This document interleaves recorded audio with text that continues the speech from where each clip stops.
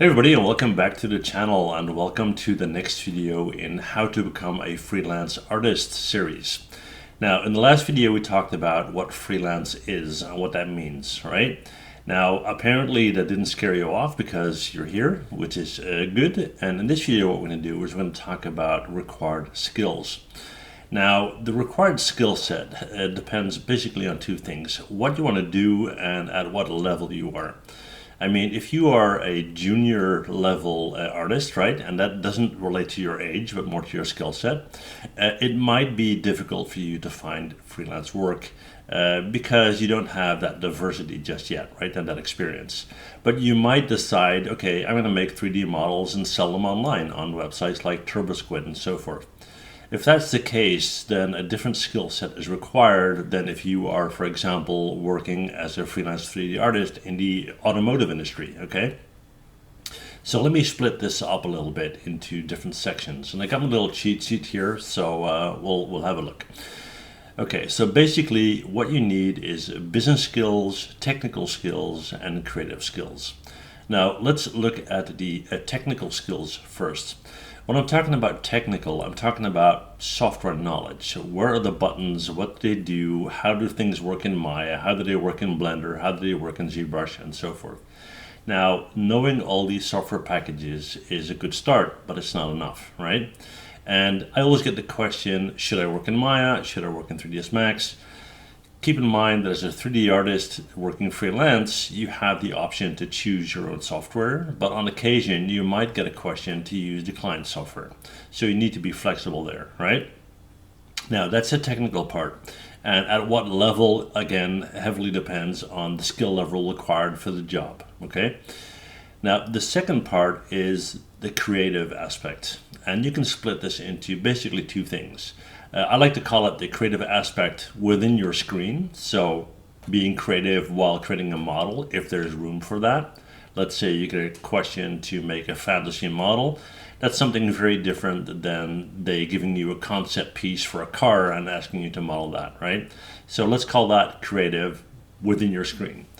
The second aspect is something that we're going to elaborate on in a future video, and that is the creative aspect towards the interaction with the client, okay? Now, the client is paying you to do something. You agreed on a certain amount of money, right? And you're delivering a certain type of work or a certain amount of work.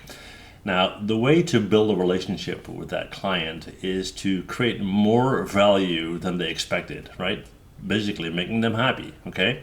So be creative in thinking about their process. Where's the value for them? How can you add more value without necessarily doing more work, but bringing in your experience and so forth? So I like to call that the external creative aspect. Okay, so technical, software knowledge, and so forth. Then we've got the creative part in screen. Being creative with the fantasy model. Creative aspect, as in thinking and working with the client to find better ways and new ways.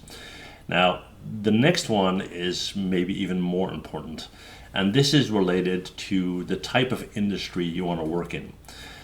Imagine this. Let's say you want to work freelance in the medical industry. You want to do medical simulations. Let's say you're an animator, right?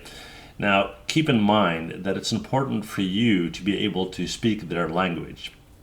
You need to know the lingo. You need to know the industry. That will make them feel much more comfortable because they don't have to explain everything to you, okay? So if you have a certain niche where you specifically want to work in, be aware that if you want to make it in that industry, you need to do your homework. If you're going to be modeling cars, make sure you know about cars, right? Medical, scientific, and so forth and so on. Now, in one of the future videos, we're going to be talking about diversification. So don't put all your eggs in one basket. Don't risk everything on one client. But that said, maybe you are going to go for a specialty, okay? So keep that in mind. And then, of course, we have the business skills. And that's basically what a big part of this whole setup is about. How to find clients, how to set up sales, how to do contracts, how to negotiate, all of that good stuff, right? So yeah, that's basically it for this video, guys. As we move forward, you will see that the videos become longer and longer. This one is to basically get you on track, okay? So hopefully it was helpful. Let me know in the comments if it was. Thank you so much for watching, and see you guys next time.